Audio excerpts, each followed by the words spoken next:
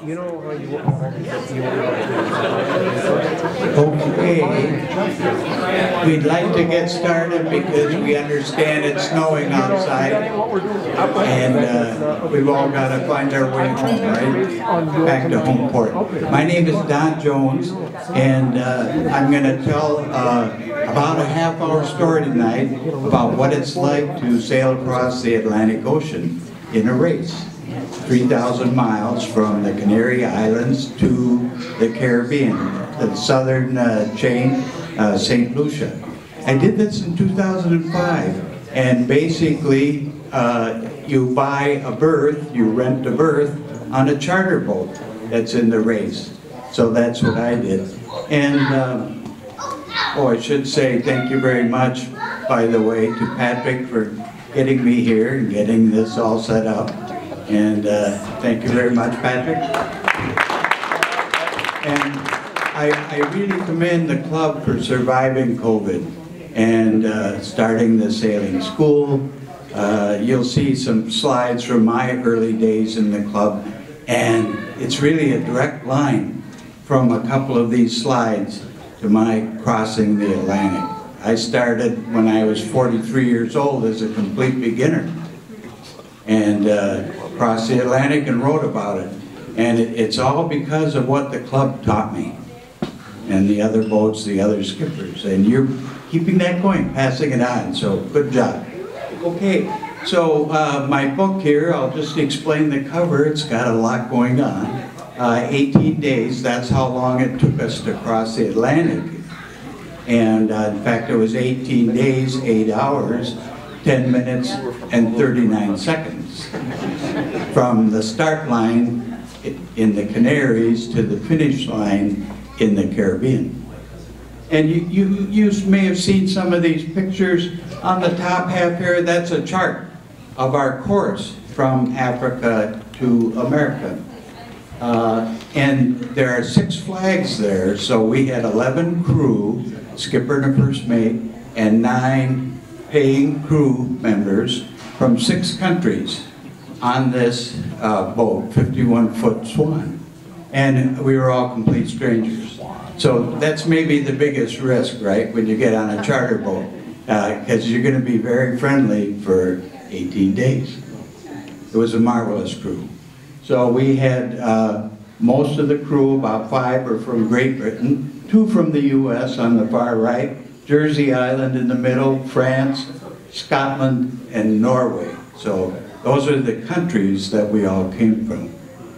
Fortunately, everyone spoke English, although there was a lot of French being spoken on the boat as well. The Brits were showing off their French to Franck, the Frenchman. So very interesting. And that's the Northern Child sailboat, a 51-foot Swan, 65-foot tall mast, 9 tons of lead and an 8-foot keel, right? So, and some of you may know the Swan, an otter Swan, is a very well-found sea-going boat, very solid. And I didn't really know it at the time, but it's perhaps one of the safest to do one, right, John? One of these Atlantic crossings. So that's the boat we were on. Oh, and it was in 2005 in an annual race called the ARC, Atlantic Rally for Cruisers.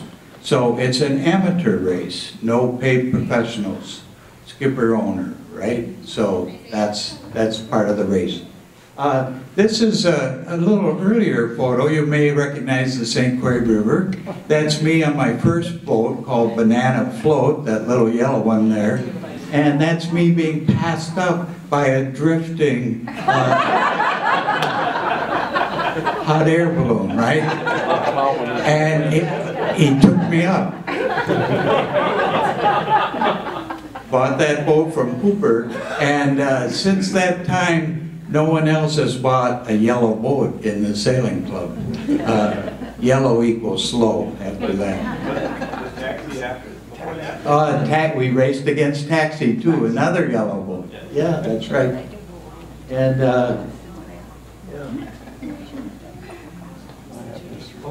we did not finish most races.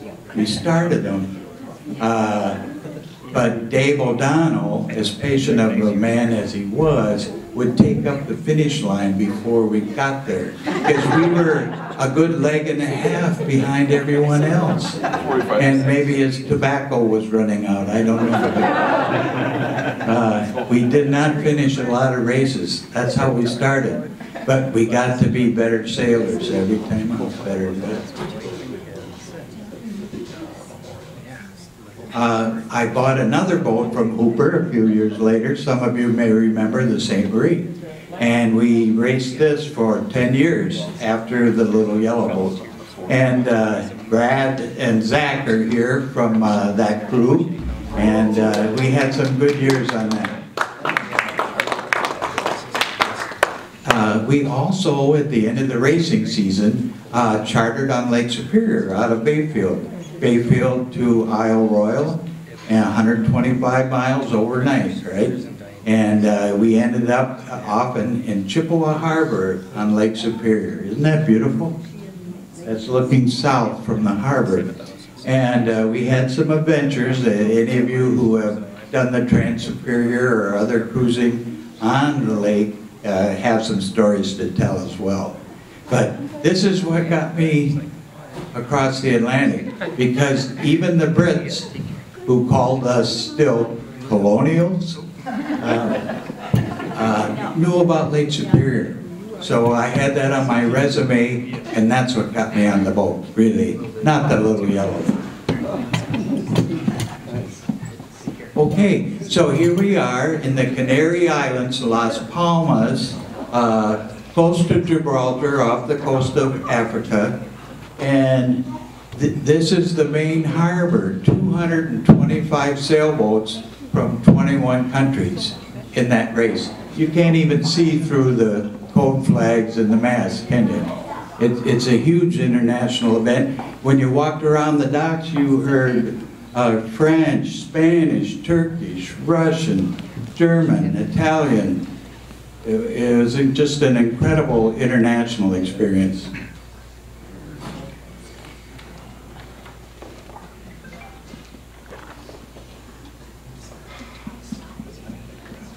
Trying to stay on track here.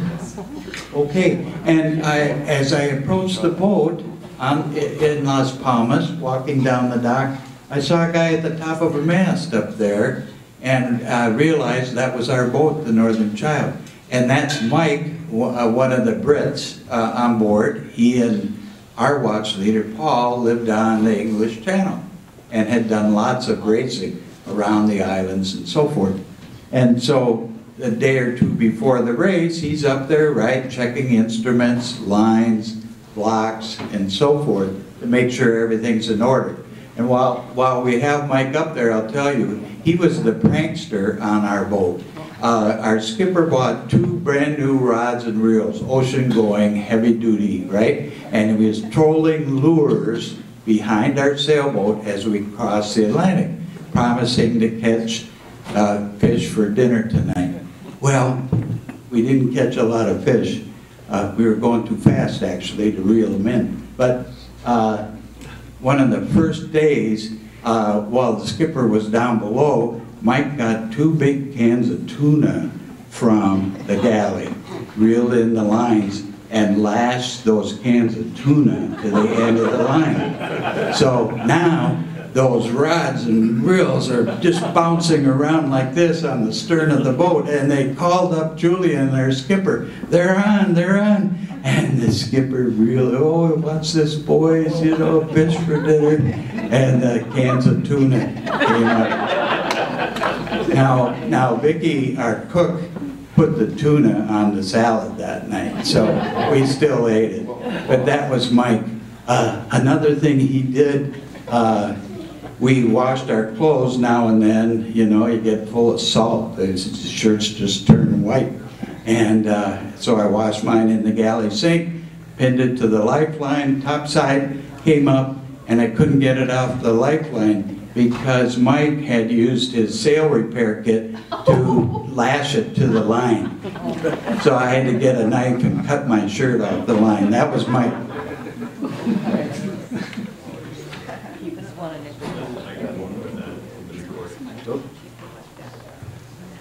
Okay, am I too loud or too soft? Okay. This is the Northern Child, the Swan sailboat, under sail going upwind.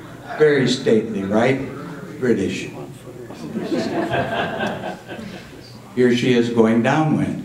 And we carried a lot of chutes because you're in the trade winds, right? It's the milk train run from Africa to America. It's the easiest way to go, really. And they pick November 20th every year because statistically, that's the safest date weather-wise. So the hurricanes are supposedly over, right, by then, November? And the winter storms in the North Atlantic haven't started yet. So that's the day we went and trade wind sailing, right? And this chute carries 2,000 square feet of sail, and with the main it's close to 3,000 square feet. So when I was standing and driving the boat, that spinnaker looked like the size of Iowa to me. It was just huge and a little intimidating at first. Here's another shot of Northern Child, our boat. This is their sailing in the Caribbean. Now you won't see a lot of pictures of our boat like this because photographers don't follow you across the Atlantic, right? So this is a race in the islands, but doesn't that look beautiful? Oh my God, the blue water, cobalt blue. You can see 20 feet down into the Atlantic. And that to me is just a marvelous picture. This is Julian, our skipper, and a marvelous man. Just very observant, good judge of people. He put our watches together so he could size people up very quickly in terms of their abilities. And I'm sure he kept a close eye on everybody. We had a woman who just broken up with her man. I don't know if they're married or not, doesn't matter. And he kept his eye on her. And I didn't even tell this to Millie either yet, but our emails were put together, this is 2005, in batches, right? In packets. And then he would send them off to be distributed over the internet. They went to his wife in France, and then from there to many of you. 300 people got the daily logs. But I'm pretty sure he would scan those emails. I just had that feeling. To watch, to make sure no one was feeling overwhelmed, right? Or felt like it was too much, or depressed, or exhausted, or whatever. He was watching everybody, because he's responsible for us, isn't he? Just as you skippers are on the river.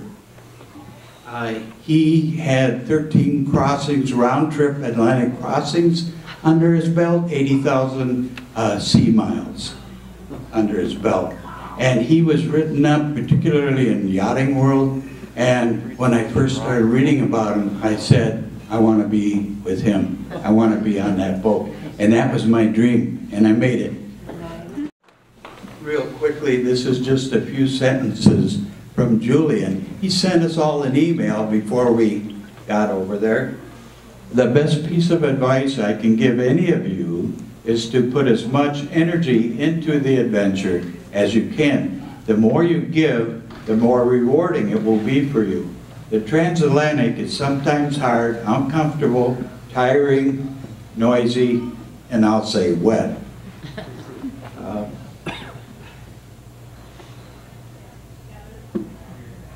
But let us all work together to ensure that it is the trip of a lifetime for all of us. That's Julian. That's the leader, isn't he? Cheers. Terrific. And this is Vicki, his first mate. She was a wonderful cook. Most of us put on weight, well, believe it or not, a couple pounds during the crossing. And she was getting her Royal Yacht Master's license as well. So every noon, she came out on deck and took what? What would she take at noon? sextant readings, right? The old-fashioned sextant, shooting her sun sights and so forth. And she could drive that boat anytime, day or night. Squalls, calms, didn't matter. And I like what Julian said when he first introduced her. He said, she's our first mate, not your maid. So, and it was mostly men on the boat. And he said, you will treat her with respect, right? And we did. We always cleaned up the galley, that was our assignment. And over time, we cooked more and more meals for her so she could get out of the galley, right? And we took over cleaning the heads and so forth to be just part of the crew for this crossing.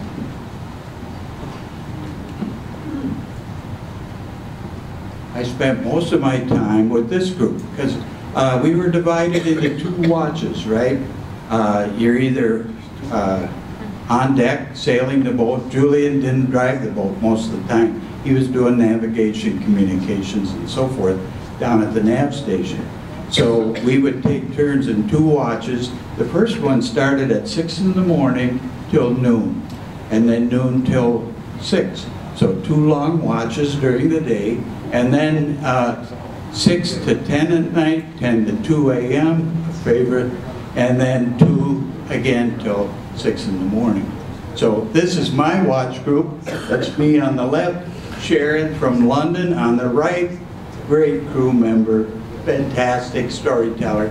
She was not a racer, never raced a spinnaker, but this was her 3rd crossing, 3rd one, very experienced. And Franck, not the singer, Franck, from Le Mans, France. He always thought, Americans thought anyone named Frank was who? Sinatra, right? So he would say, I'm Franck, not the singer.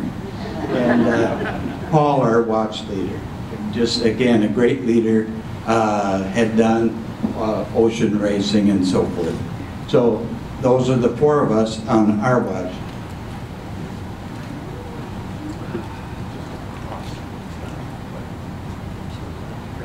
Now, I didn't know it in 2005, I didn't quite realize it, but this was, at the time, the worst hurricane season in the North Atlantic.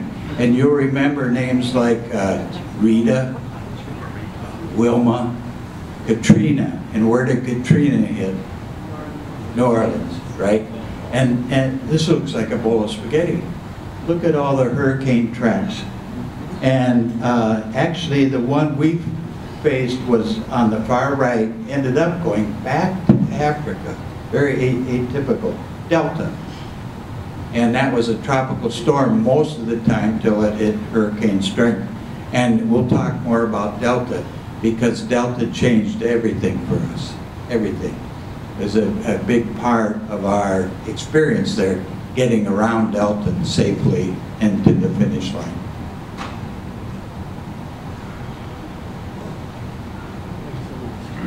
I love this picture. This is from satellite, and this is Hurricane Alice in 2018 from space. See the eye? Beautiful in a way, isn't it? Not when you're underneath it. This is, this year, Hurricane Sam. It wasn't too long ago, right, on the East Coast. And this picture is taken from a data buoy, and now it's called a sail drone.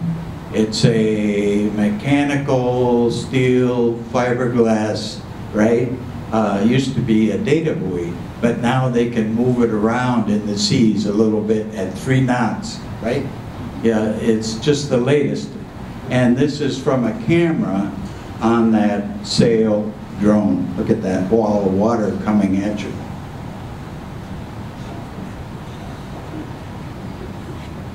But we didn't know too much about all these hurricanes. This is the last night before the start. And the Ark is a big international event, parades, rum drinks, and fireworks in the harbor the night before. Now, so we sat around that night and enjoyed our last rums. as people were going back to their hotels, we couldn't all fit on the boat at the same time. There weren't enough berths. And you needed 2 watch groups on, off. Anyway, my sister Mary gave me a bottle of holy water. And so after people weren't paying attention and leaving the boat, I went up on the bow and sprinkled that holy water. And then I did this. Can't hurt.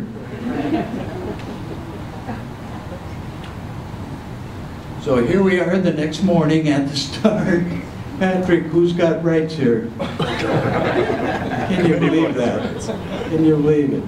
And this, for us, would be the committee boat end of the line. You know, it gets a little crowded, Patrick, is that right? He could shake hands with some of you when you went by. On the line, 225 boats, all at once. At about, and the yard, can't remember exactly how long the line was long. And Julian's idea was, don't go there, right? You think the wind's a little chopped up here? Right. He went to the other end of the line, which wasn't favored, near shore. Not as much wind, but clear air, right?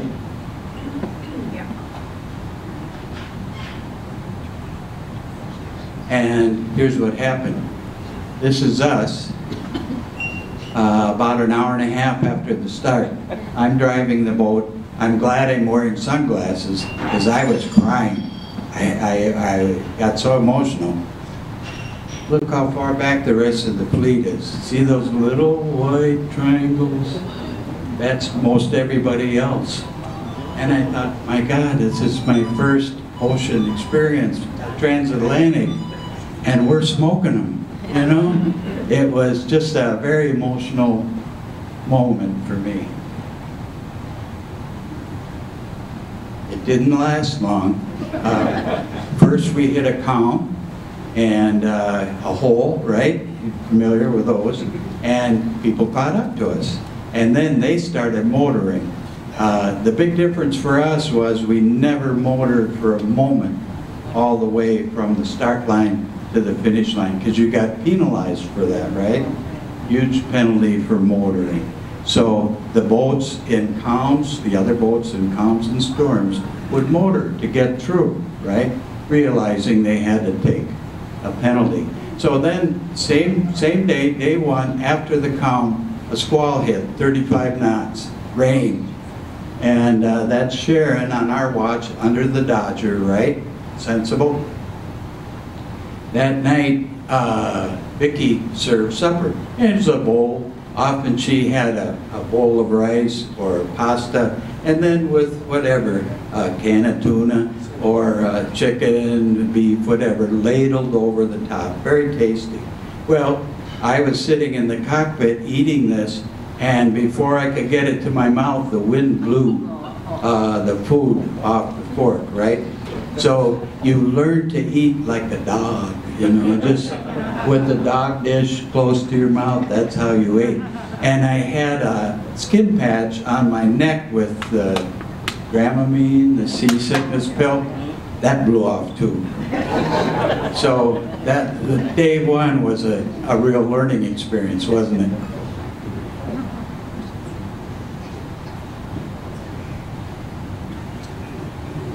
Speaking of the weather, these were our bunks down below. And you'll recognize the blue cloth on the side of it. That's the lee cloth, right? And in the weather that we had, if the boat was heeled to the left, you slept in the lee cloth, right? It kept you from falling out of the bunk.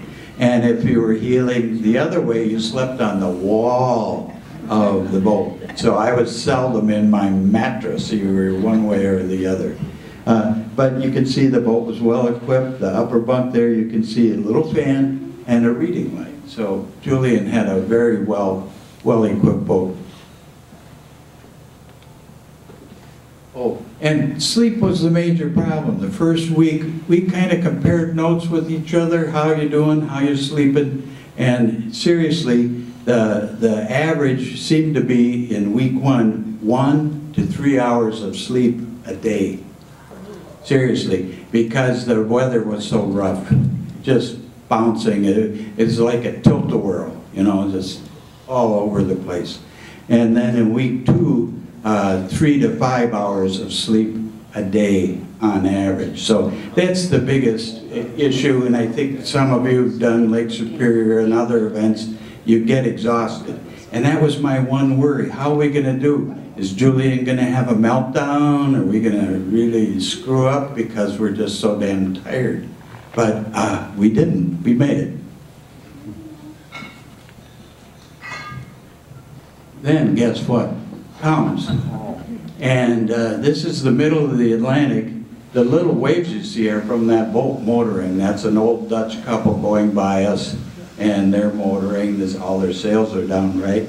So we had 2.5 days of calms early on in this, and the Atlantic was even flatter than that. Flat as a farm pond in Minnesota on a hot July day. Couldn't believe it, just like glass. So that was part of the challenge too. Oh, we set a record for Julian on the Northern Child. In this weather, we did 54 miles in 24 hours. You can walk that fast in 24 hours. That afternoon, we were 0.0 on the knot meter, and after 3 hours of, like you do on the St. Croix, you know, heeling the boat, holding the sails out, right? Trying to keep a shape, keep a belly in the sail. The GPS showed that we were right back where we started. 3 hours.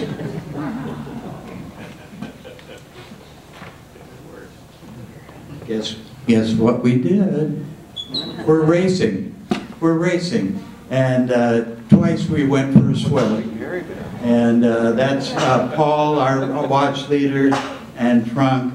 I swam twice around the boat while we were doing this. And we were racing. Holy cow. But no motoring, right? Filled up my sister's empty water bottle, that holy water bottle, and with Atlantic water out here, and gave it to her when I got home. Then the next day, we started picking up speed, 5 knots, 7 knots, 9 knots. And these are all dolphins, about 30 of them on both sides of the bow. And Sharon, remember her? She'd made 2 crossings. She would go up on the bow. They're looking up at her. See the ones turned on their sides? They're looking up at her, and she could squeak and squawk with the dolphins. She knew how to talk to them. And this went on probably for a half hour, and then all of a sudden, they all left in a heartbeat, all at once. It was really amazing to see. Later on, when I don't have a picture of it, but when we were coming into the Caribbean, going like so, the dolphins were doing like rainbow arcs out in front of us, just ahead of the bow, going from one side to the other. Isn't that amazing? And we'd go underneath them, the bow. Just amazing. And they left all of a sudden, you know, just together. There's some kind of signal there, isn't it? And then other sea life, seagulls, sea turtles. They look like a big floating log. Things growing on their backs, and they're floating. They look like a floating log, and they go by the boat. It was in a calm, and they look up at us like this, and just keep going. One night, Paul, our watch leader, got hit by a flying fish. Right, flying fish, totally dark. Smacked him right in the face, knocked him down. So, flying fish. Lots of seabirds, the turtles and so forth, the dolphins. There's quite a bit of sea life, of course.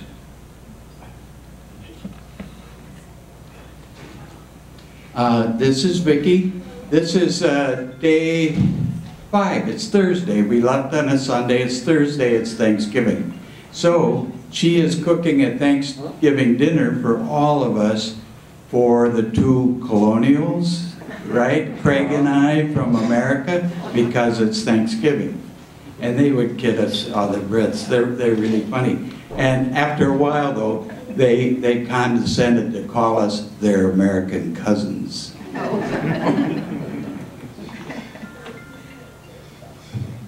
On Thanksgiving, race headquarters sent out faxes of this, and this is Delta in the North Atlantic. It gyrated around 7 days during our voyage, and here we are.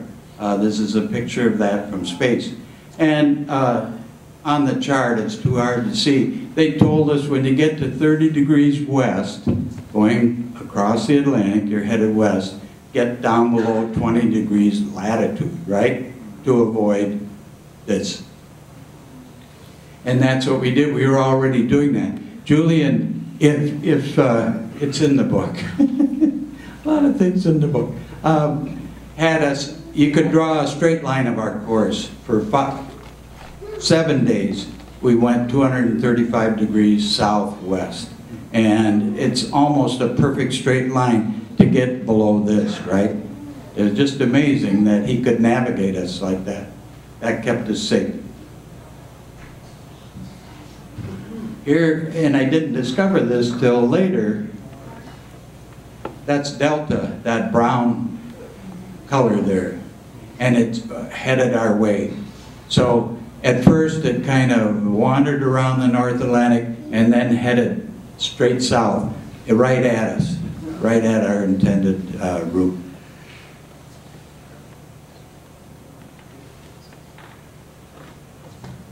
Okay, now we're on to day 8. This is Lawrence from the Jersey Islands. We saw his flag in the beginning. He was 71 years old when he took this trip. Can you believe it? He made every watch, never late, etc. I'm going to read just a little paragraph about Lawrence, okay?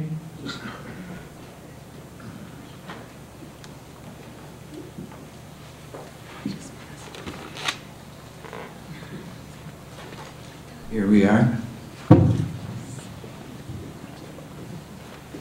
One by one, the crew on deck came down from the heaving seas and howling winds into the dark cabin, lit only by the dim red light above the chart table. They doffed their yellow foul weather coat, bibs, and boots. One by one, the next watch struggled into the piles of wet gear in the lurching cabin and went topside into the maelstrom. Lawrence was the last to come down the ladder, where Julian stood waiting, his eyes red with salt water running down his smiling face as he answered, "Never better, Skipper," before Julian could ask. Then he went straight to his bunk and would be back on watch in another 4 hours.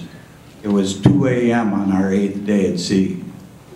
That was Lawrence, just an amazing fellow. I got the book to Lawrence in his South Africa home in July. He died a month later. But his wife read him much of the book.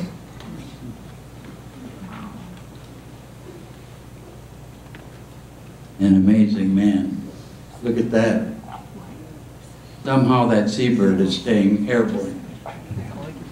Okay, this is the next day, I think day 8 or 9, and I'm trying to clean a fish in a bouncing sailboat, and lucky if I cut off its head and not my hand. So there we are. And of course I was smart enough to let the Frenchman do the cooking. So there's Franck in the galley. That was a dorado, which often goes with the schools of tuna that we were cleaning. Okay, so here now is, you can see this is Delta, and you can see it wandering around in the Atlantic, and then it went south, right? And then did the unthinkable, headed back towards Africa, not towards the Caribbean. So we were going underneath that course. And you can see how close, you see the Canary Islands off the coast of Africa? It came very close to that and smashed the docks that we left in the harbor, right where the starting line was, tore up the harbor. So I had this creepy feeling that it was like revenge. You know, it couldn't get us going south, so I thought, well, I'll get their starting line anyway. And tore up all the docks and eventually died out in the Sahara Desert there. Winds hit 95 miles an hour. 12 people died in small boats in the islands when it hit.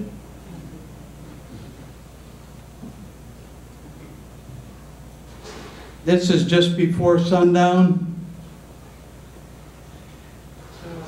I don't know what day it was, but on this night, the clouds covered everything. The sky went black, totally black.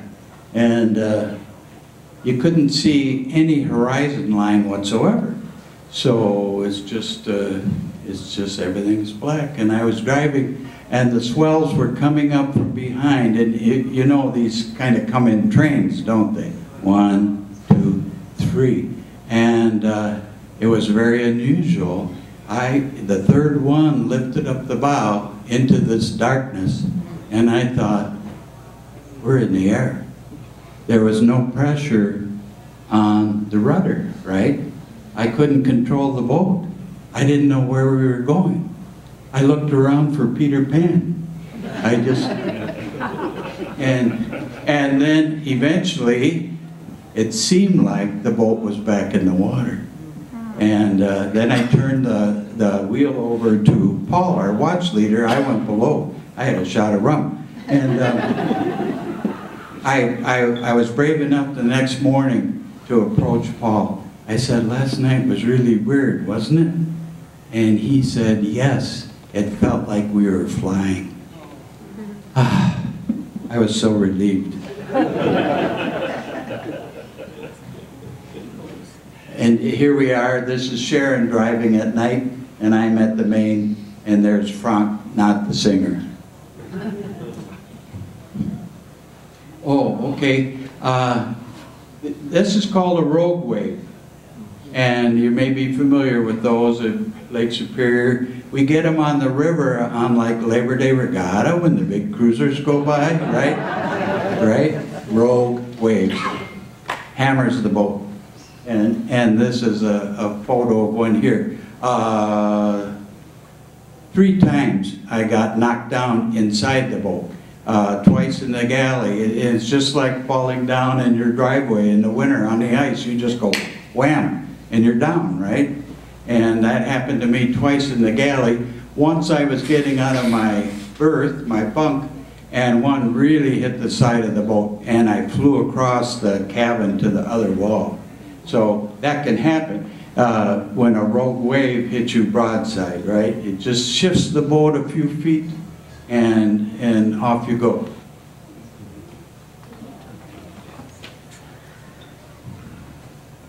This is interesting. That's Lawrence back at the wheel. And what's behind the boat? Rogue wave. I didn't see it till I was writing the book. Just missed us. If that had hit the boat, those three guys would have been, I don't know, knocked down, right? Hopefully not out the boat. And by the way, when someone is driving, and this is very typical, a person on each side, watching, ready to help, watching the instruments, adjusting sail lines, right? So you're rarely alone on this type of crossing, and the crew are there with you, watching, talking, and there's the road.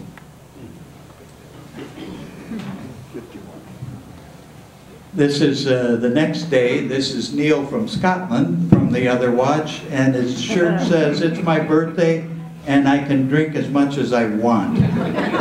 So that was his birthday, an extra t-shirt. And Vicki made one of her famous chocolate cakes in the galley. That was his birthday present. That's Julian down below.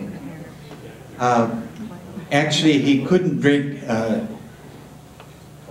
Neil couldn't drink as much as he wanted. Julian was very strict. We got 1 drink a day at happy hour at the evening meal, 6 o'clock, 1. So you got a can of beer, a glass of wine, or 1 mix. Julian didn't drink at all till we got across the finish line.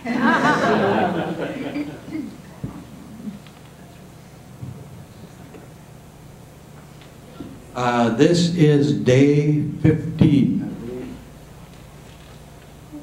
Right. In my book it's called Knockdown. So guess what happens? This was in the morning. And again, these are all cell phone photos. Isn't that amazing? Just a 2005 cell phone picture. Julian would put them in his logs, and he sent out a log every day. He typed up over 30 pages of daily logs and sent them out to friends and family over the internet. This was one of the photos from day 15. You can see the decks are wet already. This is not us, but I couldn't pass it up on the internet. It's a beautiful spinnaker shot, isn't it? At nightfall. At this point, we kept up the spinnaker for 48 hours, which is kind of unusual. You Lake Superior sailors, often don't you take them down at night? Especially if the weather is a little tricky. Should have. Should have. Maybe Ken doesn't, but not until he crosses the line. So, but this is what can happen, right? With the spinnaker, our spinnaker, this is not us, but we had the spinnaker up 10 minutes too long. And a squall came through. We didn't really see it for us, and we laid down like this. And of course, eventually the main flops over too, right? And for us, both the chute and the main filled with water. That's how far over we were. The keel was out of the water, and we were teetering on these waves, right? Because the keel's out of the water, the rudder's out of the water. You're just sliding around, right? And the next shot of wind pulled the chute down, where the boat went down in a trough. And Julian had warned us, don't leave the hatches open at night, right? Well, they were wide open, big hatches. And the off-watch sleeping below got flooded. The wave just went all down the hatch. It soaked their bunks. And we heard them hollering, "We're sinking." That's what it felt like down below, right? They're under a waterfall. So they came up topside. They had an armful of harnesses to put on, and it was totally black. We had some people up on the bow trying to loosen the halyards, get the sails back up on the boat. I was in the back. I was outside the cockpit trying to loosen the halyards and sheets, whatever Julian was ordering us to do. I was standing on the tow rail with the cockpit above me, up here. That's how far over we were. And then I saw a wave coming down the side of the boat from the bow. And I thought, well, this has got my name on it. And, but I laughed. It was warm. The water was warm. It wasn't Lake Superior. Oh, man. Not a problem. But it took a while. The cockpit obviously filled with water, so all the lines were just a bowl of spaghetti, right? And all the sails up on the bow, they had to get them out, down on deck. Gradually, the keel, 9 tons, put us upright again, right? And we got underway again. But we kept that spinnaker up too long, 10 minutes too long. When we got things sorted out, our watch went below. We got all the storms on our watch, so Julian said, go down, try and get some rest. And I knew where the rum was. So Sharon and Frank, not the singer, and Paul and I had a couple shots of rum to settle down before we went to bed.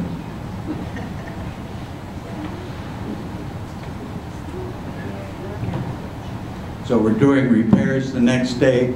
That's Mike and Craig repairing the sail that got torn during the knockdown, right?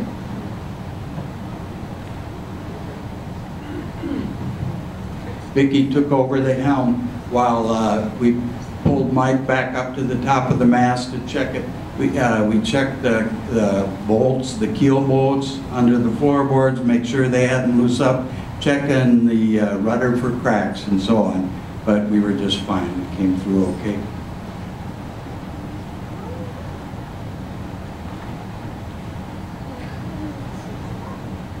Now we're in the 20 footers.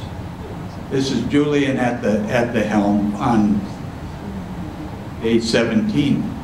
And 20 footers, they really push you hard. So that's Julian. He rarely drove, but he enjoyed it, and he would take over the wheel sometimes. Oh, on this day too, if you look at the chart or the cover, etc., you can see we went down to 13 degrees above the equator. And on these last days, he took us even farther south. We went 58 miles farther south than Santa Lucia, than the finish line. Why? Because he knew the winds were better down there. So we sailed farther to go faster. The people who stayed north, guess what? They got the counts. And we passed up a lot of boats in the last couple days. This is also day 17. You see Frank holding on there. It's what the Brits would call bumpy, yeah?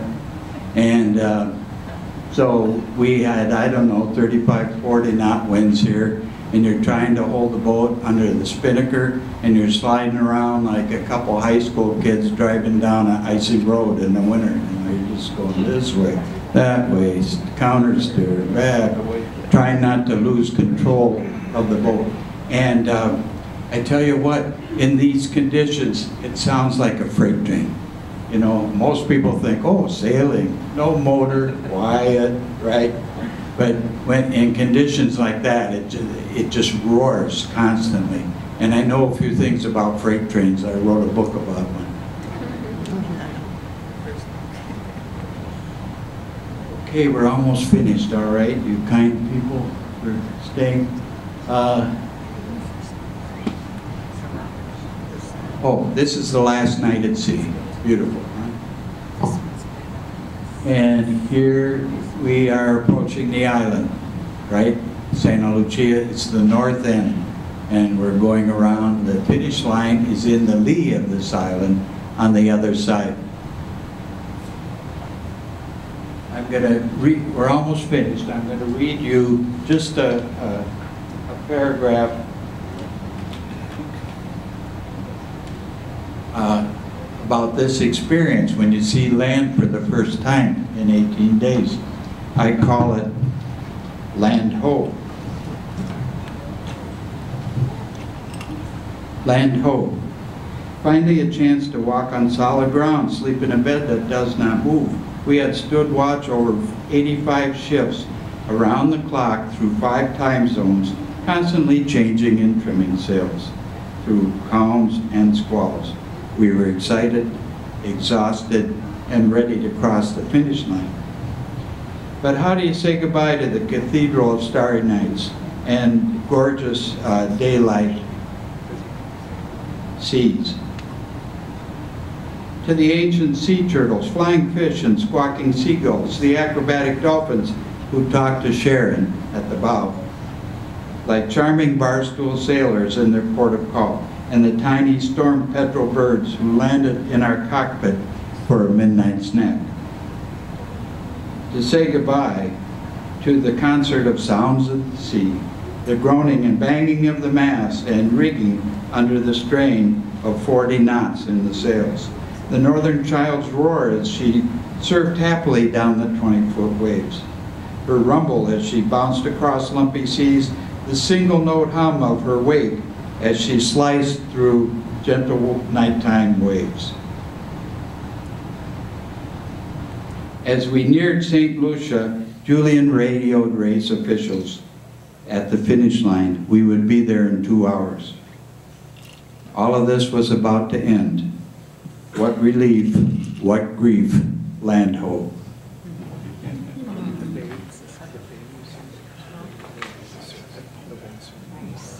So we went around the north side of the island. That's Pigeon Island on the north side.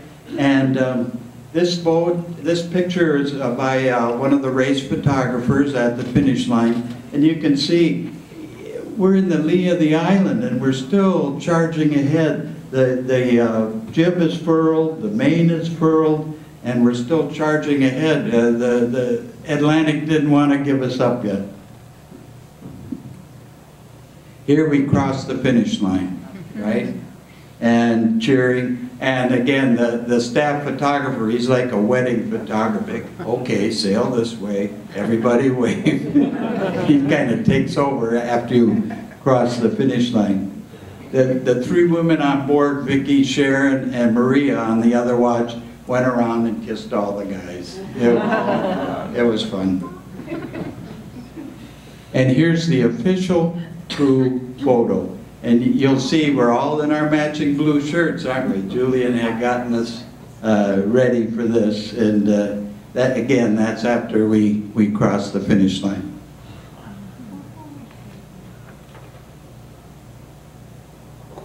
You'll notice that's our race number. If you can see on that banner in the back, it's 111. That was our regatta number, right? You carry that on the boat during the race.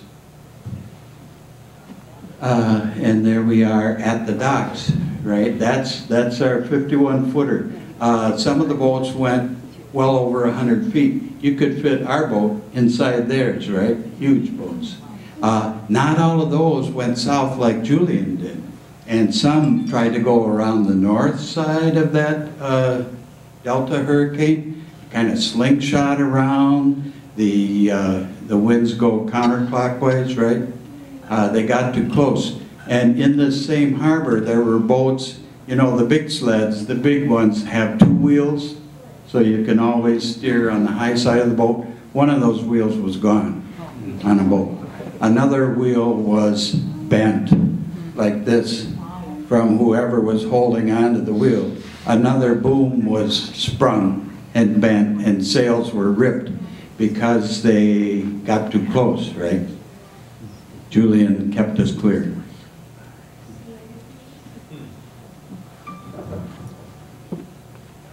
This is Rodney Bay, that's where we finished. That's a cell phone photo.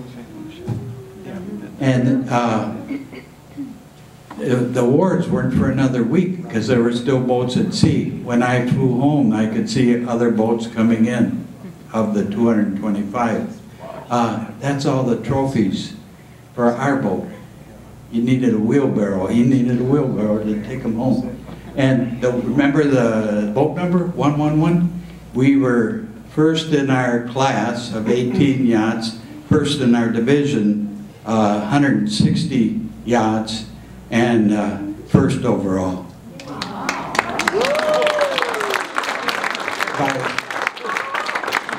By 22 hours. I was crying again. We got the results in an email from Mike, you know, because we were obviously home and back at work by then. So, lucky me. Lucky me. Well, thank you very much for being such a kind audience. It's been a long night. I don't know, we have other copies of the book. The reason I mention it, it's $25. Millie and I are giving that $25 to the sailing club in school. So you can actually write a check to SCSC, right, Neil? Or credit card or something. So in a way you're putting money in your own pocket. But that's what we want to do to pay the club back for what you gave to me. Thank you. Thank you.